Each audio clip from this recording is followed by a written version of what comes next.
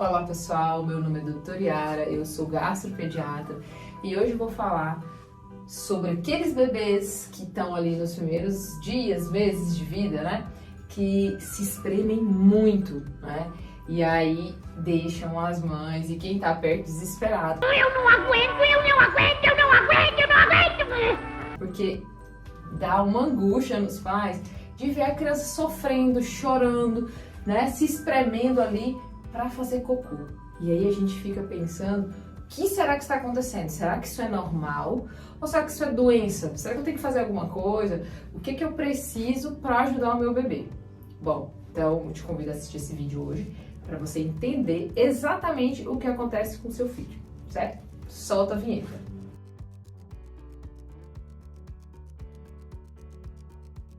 Bom, a espremedeira em bebês, né? Ela é uma situação muito frequente, né? E que geralmente começa ali depois dos 15 dias de vida. Então, essa espremedeira é algo fisiológico, ou seja, acontece devido à imaturidade intestinal, ou seja, aquele intestino, né, do bebezinho, ele já vem pronto com relação à sua composição, assim vamos dizer, mas com relação à sua função, ainda está por amadurecer, ou seja, ainda está por aprender a desempenhar a sua função de maneira plena, de acordo com que a idade vai passando, ou seja, a criança vai aprendendo, né, a utilizar o seu intestino. Então, de fato, os bebês, eles aprendem a evacuar.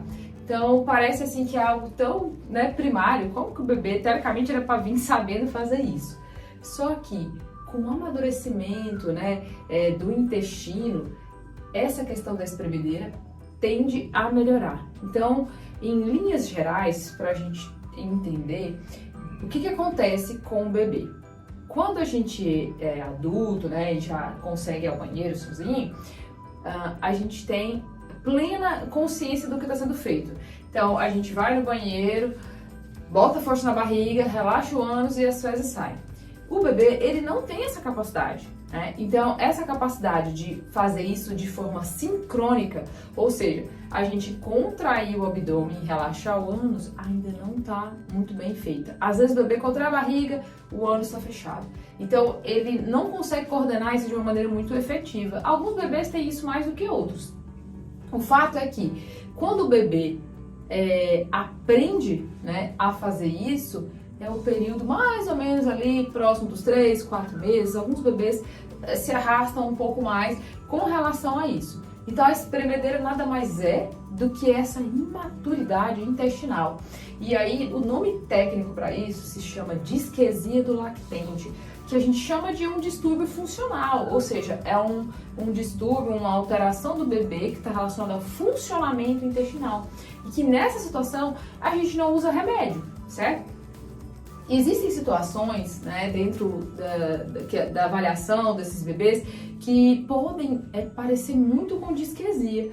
Então é importante sempre uma avaliação para a gente saber assim, se de fato esse bebê está passando por um processo que é fisiológico temporário ou se ele está passando por algum processo que é doença, que precisa de tratamento, né? Então, o que a gente pode fazer para aliviar essa espremedeira? Bom, às vezes a gente pode ajudar fazendo massagem, né, na barriguinha do bebê, né? Pode fazer bicicletinha.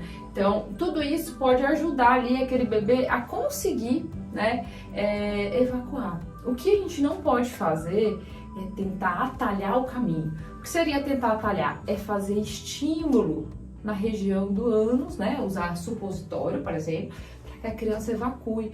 Por que a gente não pode fazer isso? Porque toda vez que a gente faz isso, a gente impede que a criança aprenda a evacuar sozinha, né? Então ela vai aprender isso. Então quando você coloca o supositório, você corta essa etapa. Então a gente não pode fazer isso.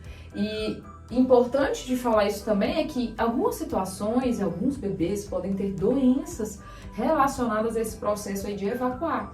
E aí, nesse caso, o tratamento, sim, envolve o uso de supositório. Então, é muito importante a gente diferenciar essas duas situações. De um bebê que tem alguma doença, né, para um bebê que está passando por um momento fisiológico tranquilo. A minha sugestão é sempre que, quando o pai e a mãe estão muito preocupados com isso, que isso traz uma angústia muito grande para a família, né, e que não estão sabendo lidar muito bem, é importante ser avaliado pelo médico para ver se de fato a criança está passando por doença ou se é algo mesmo temporário.